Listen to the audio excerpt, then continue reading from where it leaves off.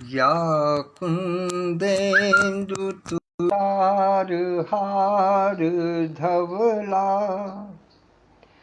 या शोभ्रवस्त्रावृता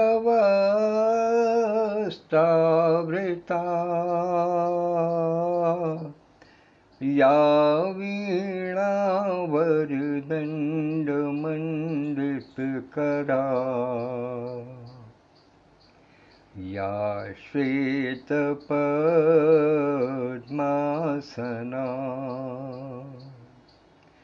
या ब्रह्माच्युतशङ्करप्रभृतिभिर्देवैः सदा वन्दिता सा मां पातु सरस्वती भगवती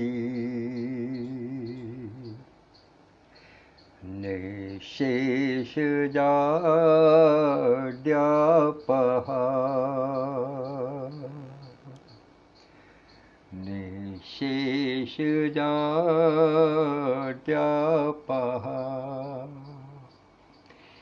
माता बीटा पाणी के चरणों में विनम्र प्रणाम निवेदित करते हुए आज के इस अंक का प्रारंभ करता हूँ। और इससे पहले कि अपनी बात प्रारंभ करूँ, अपने सभी परिजनों की सुख, संपन्नता, स्वास्थ्य और दीर्घायु की कामना भी करता हूँ। मैं अपने सभी परिजनों को सादर प्रणाम निवेदित करता हूँ और सीधे सीधे आज के वाक्यांश पर आता हूँ। आज का वाक्यांश है समुद्र और लहरें। समुद्र और लहरों का नाता एक दूसरे से अटूट है।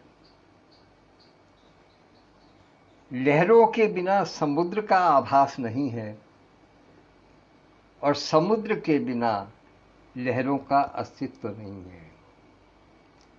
दोनों एक दूसरे के साथ सामंजस्य बैठाए हुए हैं।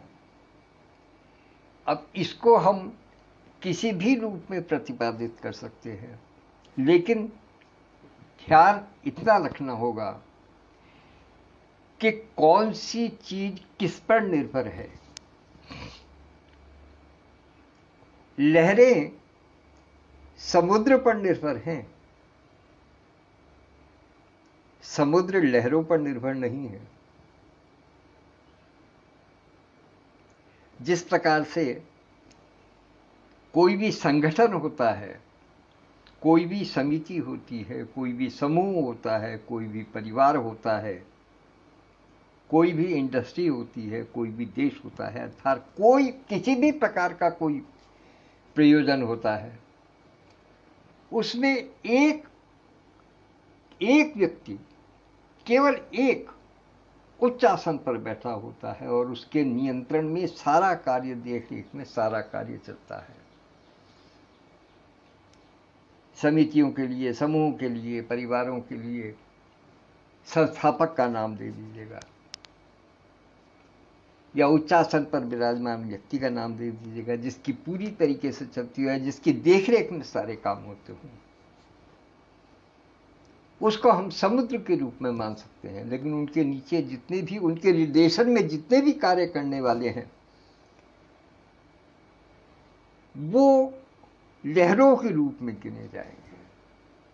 यहां थोड़ा ध्यान देने वाली बात है कि जो उच्च आसन पर बैठा व्यक्ति है, अर्थात जो समुद्र है, उससे लहरें संचालित हो रही हैं, लहरों से समुद्र नहीं संचालित हो रहा है। हमारा ईश्वर जो परमात्मा है वो समुद्र है। उदाहरण दे रहा हूं, समझिएगा। परमात्मा समुद्र है और हम सब उसकी लहरें हैं। कैसे? कि जल से ही लहरें बनती हैं, समुद्र के जल से ही लहरें बनेंगी और वो किनारे पर आकर के फिर शांत हो जाती हैं। हमारे अंदर जो आत्मा का वास है वो उस परमात्मा रूपी समुद्र की लहरें हैं।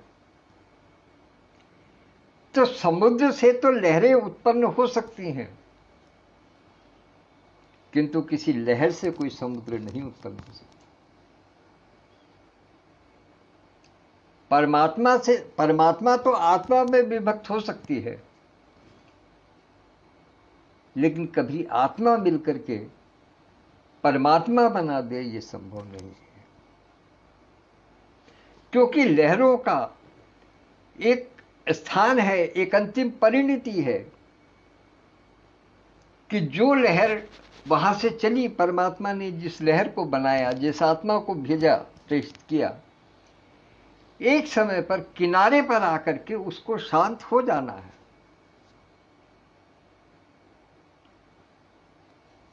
अंतिम समय पर, मृत्यु के समय पर ऐसा मान करके चलिएगा जैसे कि समुद्र का किनारा है, वहां आकर के लहर शांत हो गई। तो समुद्र से लहर बनेगी, लहर से समुद्र नहीं बनेगा।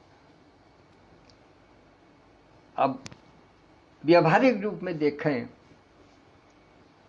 व्यावहारिक रूप में हम अपने पटलों पर ध्यान दें। हमारे पटल में कितने भी समूह हैं, कितने कितने पटल बने हुए हैं इस समूह के, लेकिन उनमें सूत्रधार, संस्थापक के रूप में एक व्यक्ति है। वो समुद्र के समान है और हम सब उसकी लहरें हैं। उस समुद्र के निर्देश पर हम चलते हैं, फिरते हैं, अपने सारे काम करते हैं। लहरों का गतिमान होना समुद्र के निर्देश पर निर्धारित है। समुद्र जिस प्रकार का निर्धारण करेगा, जैसे निर्देश देगा, उसके अनुसार लहरों में उठाव गिराव आता है। अब कहेंगे कि साहब समुद्र में तो लहरें केवल समुद्र के कहने से नहीं आती हैं, लेकिन बहुत से और भी कारण होते हैं।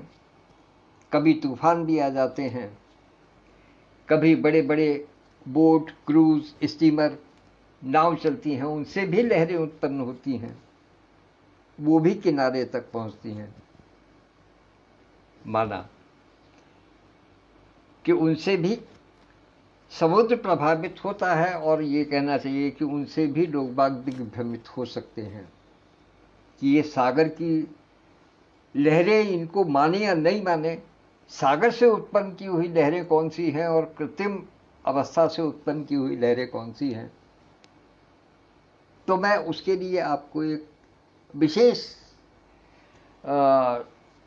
चाहता हूं कि एक शोध की बात बताऊं, जो शोध हुआ है, जो मुझे ज्ञानी संतों के माध्यम से प्राप्त हुआ है,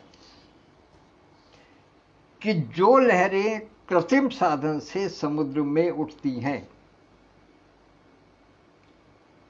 वो साधारण तौर की होती हैं, और वो साधारण लहरें साधारण रूप से शांत हो जाती हैं। लेकिन जो लहरें समुद्र से उठती हैं, जो समुद्र के अपने अंदर से उसकी अतल गहराई के कारण जो लहरें उठती हैं, जो समुद्र की वास्तविक अंदरूनी शक्ति से जो लहरें उठती हैं, उनसे समुद्र के किनारे झाग बन जाते हैं, जिसको हम समुद्री झाग बोलते हैं। वो लहरें ही एक दूसरे से टकरा करके एक दूसरे के साथ में सामंजस्य बैठा करके झाग बना देती हैं समुद्र के किनारे,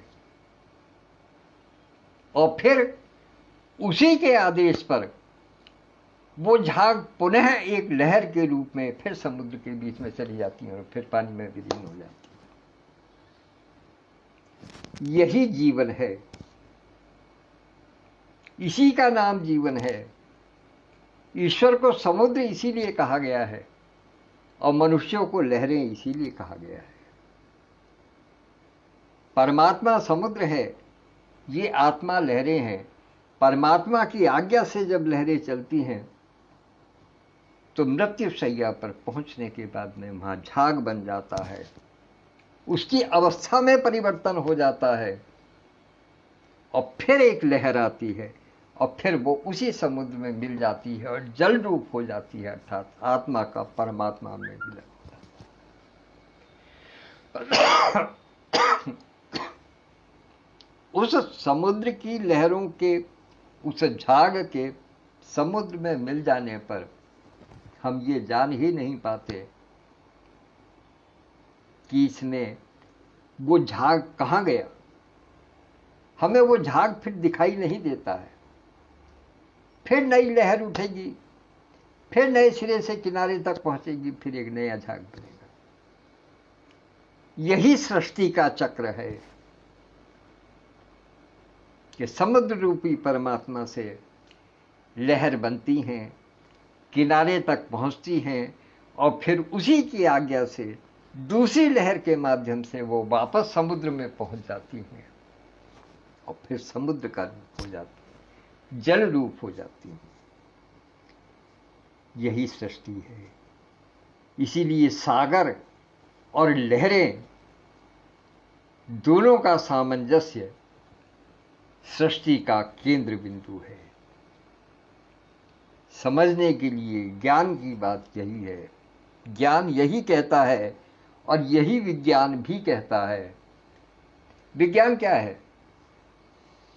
जहां तक ज्ञान हमने प्राप्त कर लिया उससे आगे की खोज विज्ञान है।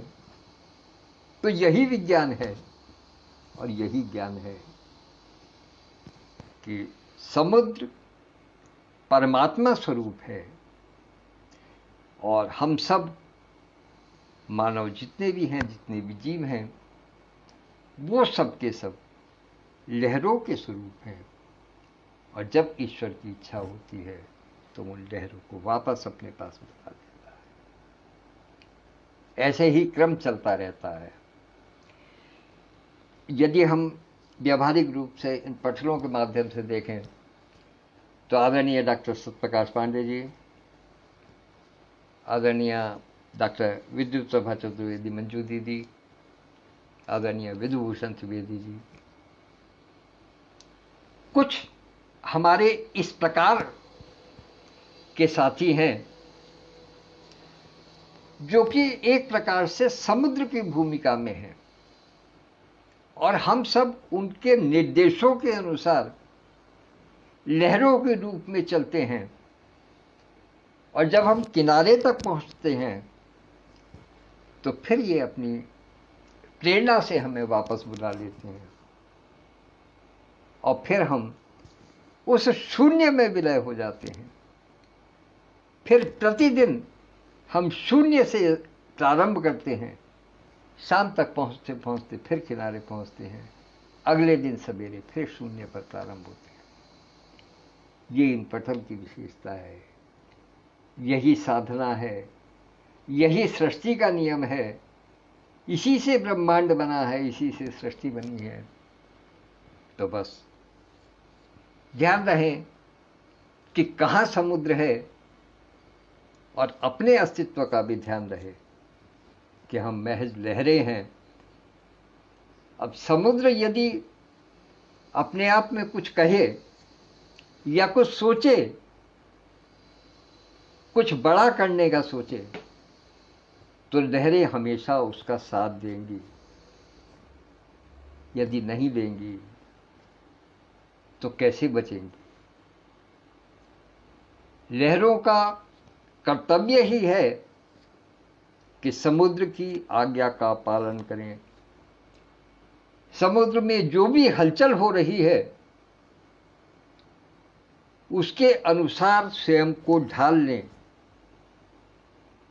उसके अनुसार अपनी कार्य प्रणाली बनाएं, उसके अनुसार अपनी व्यवस्था बनाएं। यही लहरों का काम है, सुबह से शाम तक। और हम बस इसी काम पे लगे रहें। लहरें आती रहें, लौटती रहें, फिर आती रहें, फिर लौटती रहें। जिस प्रकार के निर्देश प्राप्त होते हैं जिस प्रकार की हलचल होती है, जिस प्रकार की गतिविधियां होती हैं पटलों पर, उनसे प्रभावित होकर के अपना कार्य करते रहें। लेकिन ध्यान रहे कि लहरों की भी अपनी सीमा है, अपना क्षेत्र है। साधारण तौर पर लहरें कभी भी समुद्र तट का उल्लंघन नहीं करती, उस पर अतिक्रमण नहीं करती। लहरें समुद्र तट पर जहां तक हैं बस वहीं तक रहती, उससे आगे नहीं बढ़ती। मैंने एक दिवस पहले भी इस बात का संदर्भ लिया था कि समुद्र में और नदियों में यही अंतर है। नदी बरसात के समय में आकर के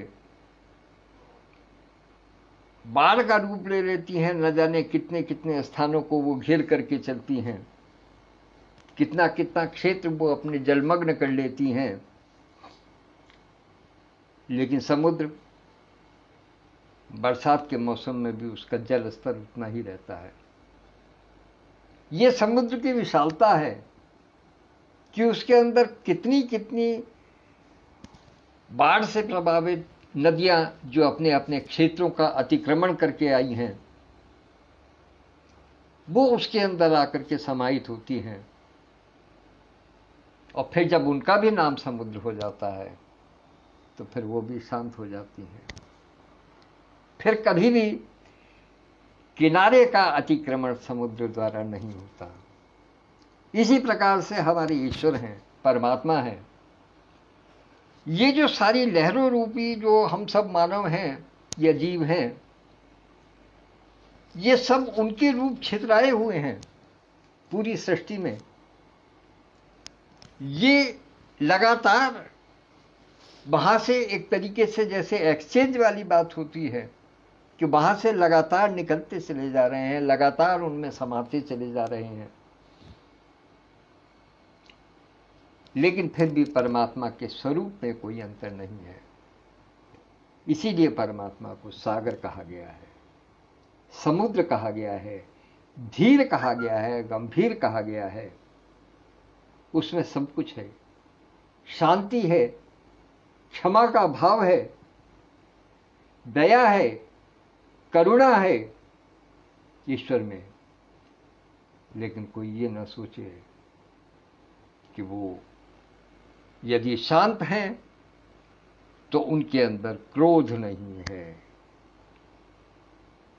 या वो कमजोर हैं, क्योंकि उन्हीं के गर्भ में, समुद्र के गर्भ में यदि रत्न हैं, मोती हैं, माणिक हैं, सब रत्नों का भंडार है, तो वहीं पर हिंसक जीव भी हैं। अर्थात यदि कोई अतिक्रमण करेगा, कोई उस क्षेत्र में जाने का प्रयास करेगा, या कोई अपनी जो सीमा है उसका उल्लंघन करेगा, तो फिर उस व्यक्ति को दंड देने के लिए भी व्यवस्था है, वो समुद्र के पास है। तो इसलिए कहा जाता है कि धैर्य मनुष्य के अंदर समुद्र जैसा होना चाहिए। उस धैर्य का मतलब यही है।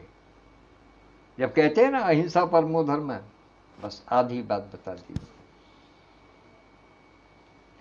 ठीक है, अहिंसक होना ही चाहिए निश्चित रूप से। समुद्र एकदम बिल्कुल शांत है, कोई कह सकता है कि समुद्र में कभी कुछ ऐसा होता हो, लेकिन आप कभी उसकी गहराई में चले जाइएगा, ऐसे ऐसे बड़े बड़े विषैले जीव मिलेंगे, ऐसे ऐसे विशाल काय जीव जंतु मिलेंगे जो कि एक बार में मुंह खोलेंगे तो पूरा का पूरा मनुष्य अंदर समा जाएगा। वो भी व्यवस्था है, लेकिन वो अंदर है, ऊपर से शांत रहता है। और जो मनुष्य ऊपर से शांत रहता है, हमेशा उसके क्रोध से बचना चाहिए।